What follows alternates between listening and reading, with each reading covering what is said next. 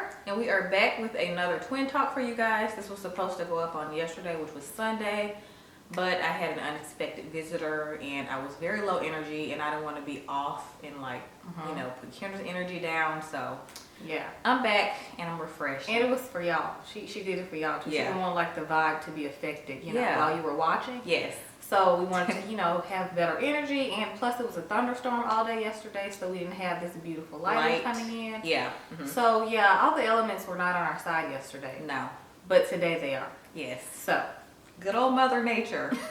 All right, so this time each of us are going to pick 3 questions instead of 2 because we've been getting so many that we're trying to get more questions answered for you guys. So we're just going to go ahead and jump right into it. Okay, so I'll do the first one, and the first one says, "Hi Kendra, I'm excited that Twin Talks are back. So glad you and Kelsey are in a better place now. I would like to ask for advice on how to overcome being quiet and shy. Has shyness ever had a negative effect on your life, and if so, how did you get through it?" We can definitely relate to you. Yes. Because Kendra and I have been shy, as other people would say, our whole lives. Yeah. Like in school, like my mom would always have like conferences with our teachers and they would be like, they're so quiet. That was the only negative that they would get. Yeah. They don't say anything. Yeah. Even like, if I knew the answer in class, I would not raise my hand. I would not raise my hand. I was so shy. I didn't like people looking at us. me. Yeah. I hated if I was late to school, like if we had to be checked in or something and you walk in and everybody was looking at you. Yeah.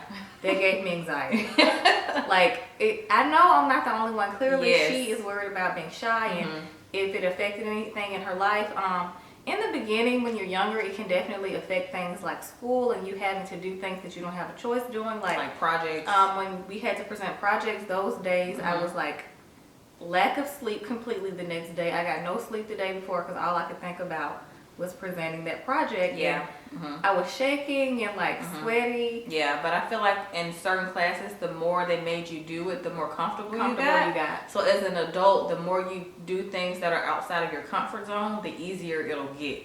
So if you would just make yourself do things that you wouldn't normally do, I feel like it would get a lot easier and you won't be so nervous to do it. Yeah, because I think the thing that comes from being shy and nervous and having anxiety is not knowing what to expect. Yeah, the unknown. The unknown, so it's scary. And even now I get shy. Like if I'm in a room full of people, I'm not the girl who will introduce myself to a group of people. I hate it. Honestly, every friend that I've had growing up in school has always talked to me first. So I would probably be a friendless loser growing up if nobody ever walked up to me and talked to me. And my mom also put us in separate classes on purpose so that we would kind of venture out and have our own, you know, individuality and personalities, which we did. Friends. They helped a lot. Yeah, they helped a lot. But I kind of attracted the same kind of people because we were talking about friends today, which is so weird. Yeah. My friends that I had in school were just as shy as I was. Yeah, that's what I used to ask her. I'm like, Kelsey's friends were like super talkative and loud, and they definitely matched Kelsey's personality. Yeah. And my friends matched my personality. Yeah. But that's not to say that her friends didn't want to be friends with me. They were still cool with me. Yeah, they liked you too. It was just that my immediate energy wasn't to be like, hey, I'm Kendra. I was just like very closed off all the time. I feel like it depends on who you have around too, because like you said, my friends were kind of crazy, and I feel like they brought more out of me, because when they first met me they thought I was shy, but then when they got to know me they was like, Kelsey is not quiet. Shy. Yeah, not quiet. So I feel like the people who really know you know that you're not shy, but I just feel like as an adult you just have to get over it, because you're gonna like have to do things you don't want to do all the time, because there's been plenty of situations where Kendra and I were just like, okay, we're just gonna have to just get over it and do it. I also think working helped. When we first started working, we got our first job at 15. That also helped us get out of our shyness and get more comfortable talking to people. Yeah, that we didn't know. Definitely. Yeah. Even before that, this is so weird. I just literally saw this in my mind. Like, I can never forget. My mom would make us, like, if I wanted some candy or something, and when she started making us, like, pay for things ourselves, I used to be like, Mom, I really want... my favorite candy growing up used to be peach rings. Yeah. I was obsessed with peach rings. It was like these little peach sour candies.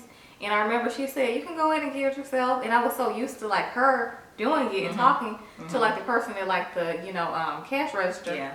And she made me go up and pay for it myself. Like little things like that helped us get used to talking to people and getting out of our little shy bubble. Yeah, that's what I'm saying. It steps to it. But as I've gotten older, I've realized that I'm more reserved now. I replace shyness and being quiet with being reserved. Yeah. But I remember like throughout high school, people used to be like, why you don't ever say nothing? I wasn't shy, by the time I got to like middle school, high school, but definitely elementary, intermediate, I was so shy. But junior high, high school, when people used to ask me, why you don't ever say nothing? It's because I just don't have nothing to say. Like, I was definitely that girl who didn't have anything. If I didn't have nothing nice to say, I ain't gonna say nothing at all.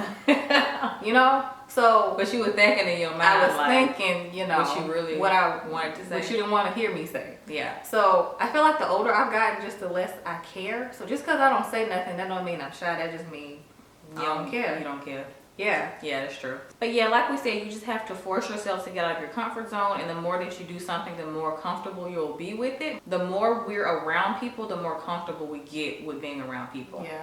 And I also noticed, because she said, she asked if it had a negative effect on our life. I don't think it had any negative effects, but it definitely derailed certain things as far as being able to communicate better. Yeah. I feel like that's the only negative about it, but at the same time, I feel like that's normal. So I don't really know if it's a negative. I just think it's normal to be shy. Everybody's not going to be super outgoing and perky and bubbly. That's not everybody. That's reality. Not everybody's going to have the same personality. That's just life. Yeah. But I also say on the flip side, I think as far as being quiet, I did realize in school when I knew if somebody liked me. Because if you didn't hear me, how did you know if you liked me? That means they really noticed you. Because you ain't say nothing. Because I feel like sometimes in some of my classes, I used to be like, there were those girls who never shut up that you just can't help but to notice her. Yeah. And then I used to think, if I never say anything, like how he know he liked me? That means somebody is paying attention to you if you never say anything. Yeah. So that's the upside to being shy. People really want to get to know you even if you say nothing at all. That's very true. So I have a friend who just got into a relationship 6 months ago, and I haven't heard from her since Christmas. She's definitely in the boot up stage and doesn't even reach out or communicate with me or our group of friends anymore. How would you guys go about handling it, or would you even put the energy towards it? I've left the situation alone completely, but would like a different view. Thanks, love you guys. I feel like this is normal when you first get into a relationship. Like, it's just y'all two, you and your significant other. You don't want nothing to do with the world. It's just y'all. I honestly feel like right now you just need to let her have her little boot up, you know, phase or whatever. Because I feel like after the honeymoon stage in their relationship is like up and they start getting on each other's nerves, then she'll call you. And then I feel like you should voice your opinion about how she's been ignoring you guys. So I would say try to reach out, and if she's still not responding, don't worry about it right now. But I guarantee you when the honeymoon phase is up, she's going to be calling y'all. I'm just saying. And then that's when y'all can kind of like talk it out and just sit down and just, you know, say how you feel, and she'll get it. But I feel like that's normal at the beginning of every relationship. You're not as, you know, vocal with your friends because it's new. You know what I mean? You're That's like true. getting to know different things about this new person that you like spending a lot of time with. But that doesn't mean she forgot about you guys. It's just a different, you know, time in her life. You know what I mean? that's true. That's true. I would be understanding with that as far as the beginning stages and like being in the infatuation stage. Yeah, just give her some time. You think everything they do is not annoying. I get that. I'm not like that. I'm not like that either. Like if you smacking, that's always gonna get on my nerves. Yeah, I don't From care how the long very I've known you. Yeah. Like if you smack when you eat, I'm annoyed instantly. But I feel like December is kind of a long time though. 6 months is enough time for the honeymoon phase. But I mean to like not talk to your friends at all. She should have at least reached out once or twice to talk to y'all about him. Yeah. Because I feel like my friends, like the first thing they want to do is, you know, Tell your friends about this new guy that you really like. And you guys have finally solidified y'all's relationship. So I do think it's kind of weird that she hasn't been reaching out at all. But like I said, Life is about balance. I do think it's important to still keep your girlfriends, like that relationship with your girlfriends. Because sometimes when you isolate yourself too much, you end up with nobody after he breaks your heart. Yeah, like you don't want to be like too isolated to the point where like if God forbid something goes wrong, you don't have anybody to talk to or confide in, or even if it's like a family member, because some people shut out their family members. That's not good. You know, sibling. Well, then we have other issues. I'm saying if it's to that point, it's unhealthy. Yeah. So I don't know if it's to that point, but as far as the time length, if I haven't heard from somebody since Christmas and it's like April, I don't even, are we still friends? That's very true. That's a long time not to say nothing. Like nothing at all. Not even a hey girl, how you doing? We don't have to go to lunch or nothing just to make sure I'm still alive. A text. That's true. You know? She should have said something, but like I said, like girl, I'm praying for you. I thought about you last night. Yeah. I'm just saying, but like I said, when the honeymoon phase is up, she'll give y'all a call. Hi Kendra, love your channel. I've been a fan since 2012, I think. Anyway, I was wondering how you manage to keep yourself motivated to meet goals and not let doubt stop you. Please keep the vlog channel videos coming. Thank you. I would say, I feel like that's a day by day. Yeah, I was gonna say it's not like an overnight thing, but as far as like not letting self-doubt get in the way, I would just say you have to change your mindset, and that's with anything, especially if you have a goal in mind. If you always think about the end results during the process, that's the only thing that's going to keep you going. And getting yourself in a routine, because I feel like motivation only lasts so long with anything. You have to be consistent. You have to be consistent, and I feel like what creates consistency is a routine, not just motivation. You have to have a routine, because motivation, you're like, oh, I want to do this, I want to do this, but then you get burned out, then you get tired, you're like, okay, I'm getting kind of tired of this. Yeah. But if you have a routine that you can stick with, you just naturally start to do it. Yeah, it's honestly about habits. Yes. Forming good habits, because like Kelsey said, motivation doesn't last long, it's temporary. Yeah. Motivation is necessary because it gets you basically up and, you know, ready to do, you know, the things you're supposed to be doing. Ready to set your goal and, you know, go after it. It's like the first step to success, but motivation is not like the life-changing thing that's gonna make you, you know, excited or happy about the change in your life. I feel like also you said the end result. I actually think about the lifestyle change, because some people think about that one end result, but when you want to maintain. But I'm saying if you want to thinking about the end result, keep thinking about your goal as you're doing your routine to get to that goal. That's true. That's what I mean. But that's still technically a form of motivation. No, motivation to me is like, yeah, that's true. I get what you're saying, but I still feel like thinking about the end goal helps me stick to my routine. But realistically, and remembering why you started doing something in the first place. That's true. That's true. But realistically, I do get what you're saying too, though. This is how we talk, y'all. This is literally how we be trying to like figure stuff out. We'll agree to disagree, and then we'll meet in the middle. But I honestly feel like realistically, you're gonna have those days when you don't feel like doing none of that. You're gonna wake up and be like, I just want to go back to sleep and start over. So honestly, you might even have motivation that day, which is why I said many habits. Even the smallest things come into play when you're trying to get to a certain goal. Many habits, like Kendra said, create a routine, like I said. Because when you wake up and you like, I'm not motivated today, that don't mean you don't need to do it. Do that make sense? Yeah. So that's why I said motivation is half the battle, which is why you need to form those habits to kind of get in a routine. That's what I'm saying. A routine is everything. Like when you have a routine, you don't even think about it. Subconsciously do it. Like you're just like not even thinking about it. Your body just does it because you know you're supposed to be doing it. Exactly. But I wanted to refer to a book that I read like a week ago, 2 weeks ago. I finished it, and it's called Many Habits Form Like Big Successes or something like that.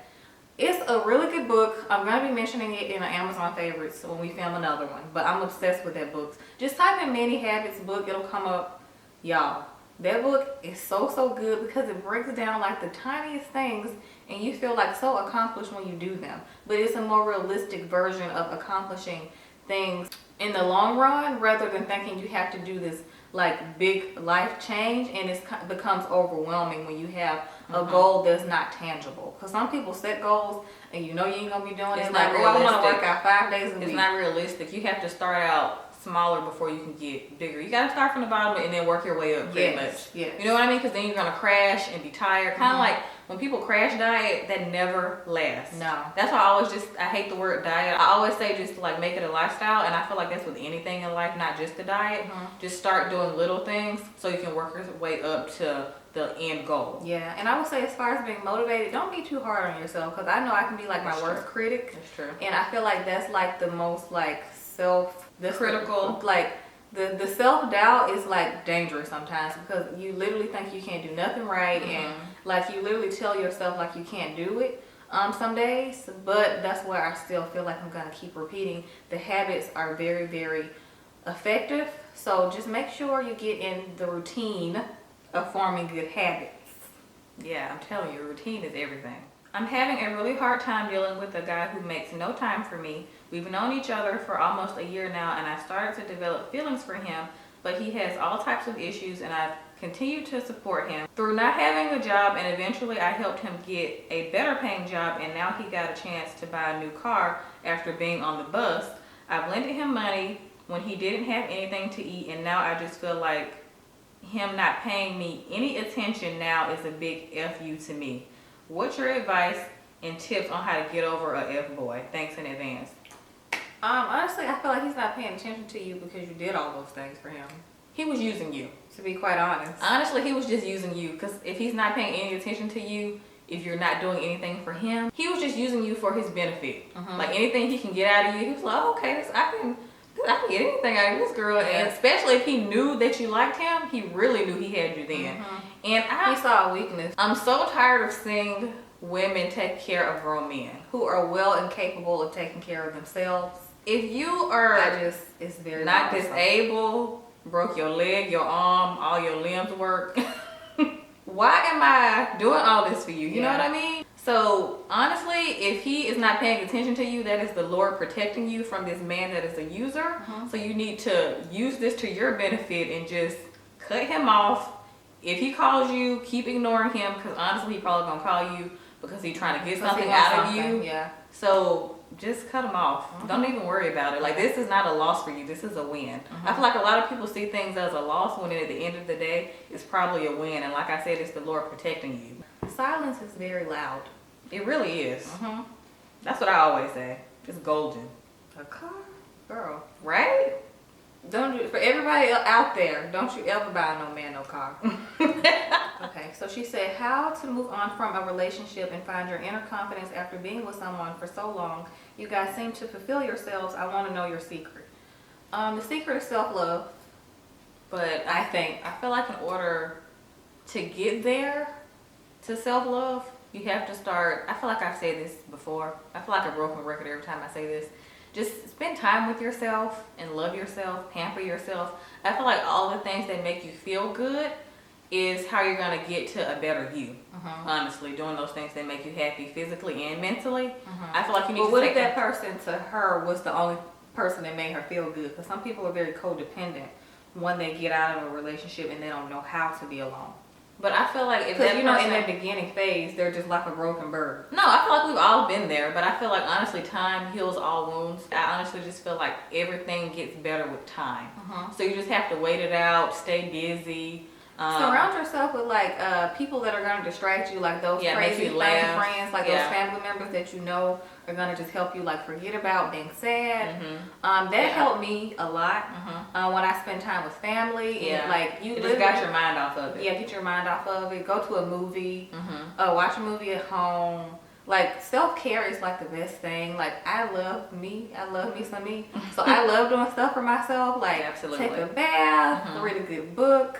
This is me listing my self-care things that I like to do. All those things. Watch a good movie, have a glass of wine or two. Yeah. So like do things that are just going to like fulfill your soul. Pray. Absolutely. Like everybody needs a good prayer every day. Not every now and again, but every day. Yeah. So I definitely think having forming a spiritual relationship with God can definitely help. So, and realizing that everything happens for a reason. I know that's like such a cliche thing to say, but I feel like it's so true. I feel like when you come to the realization that that person is not in your life anymore for a reason. In the beginning, you keep asking yourself why, but I feel like God has a plan for everybody's life. You may not understand why it's going the way it is in that moment, but when you get to a better point in your life, you're going to be like, I see what you're doing, God. So yeah, time heals all wounds, and you know, don't question God and continue to have faith and love yourself. Yeah. Hi Kelsey, ride or die right here. Love both you and Kendra. I need some advice. I've been with my boyfriend for over a year now, but he still seems to be stuck on his ex. He's constantly comparing me to her and even went so far as to say she's bad while I'm just straight.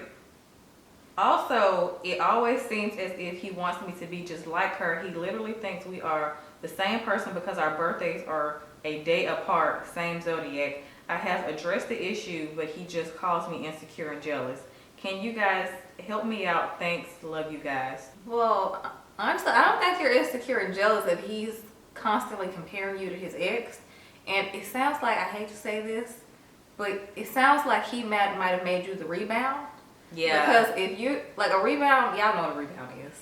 So he's constantly comparing you to her, and then he called you straight. I don't want to be with no dude who think I'm just straight. Right? Like, you straight. That's like asking somebody if the food all right, it's straight. No. That's not good enough. No. He needs to have you up here on a pedestal. And she bad. If you constantly compare me to somebody that you wish that I was, then why are you here? Exactly, that's what I'm saying. Like, he can just go back to her. He's wasting your time. He's wasting your time. Yeah, and this is creating like bad energy, bad vibes in your relationship. I'm surprised you stuck around that long. I would have been a year. No. Because I wouldn't want to feel like second fiddle to somebody, or like I'm not good enough. Like he's making you feel like you're not good enough. No, and that is not okay. I don't know. Just for me in a relationship, I like when my man is constantly giving me compliments, and like I said, he needs to put you on a pedestal. I love a man that puts his woman first. And for him to be comparing you, it's bad enough being compared to any other woman in a man's eyes, but his ex, no, end it. I don't even know why you're still sticking around, boo. If you want your ex so bad, then go be with her. Thank you. It's what you need to say. Exactly. Tell him that and chuck up the deuces. Okay, guys. I feel like we went through those pretty fast. Yeah. Even though we had 3 we added an extra one. So we hope we helped you guys with your situations. Like, honestly, when I be like sitting in bed at night reading some of them, I be like, I have a big question mark on my face as to like, girl, what you doing? I'm such a tough love kind of person that some of y'all I be want to shake. And be like, what are you doing? But sometimes I feel like a lot of y'all know the answer. Y'all just want to hear our confirmation. You know, confirmation. Like I feel like most women be knowing, you be knowing, but you just want to hear from somebody else just to make sure. Although I don't know why you need to make sure from somebody else.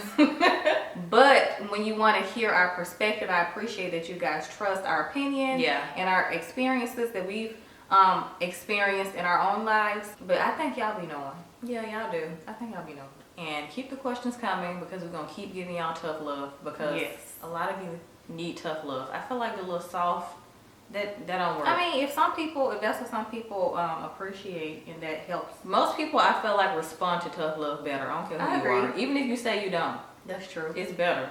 I don't know how to do the opposite. I don't either. Yeah, I don't know how to do that. Don't forget to DM both of us if you have any kind of question or situation that you need advice on. Or, you know, anything can be friendship related, work related, relationship related, you know, anything in those categories. So, yeah, thank you guys for watching and we will see you guys next time.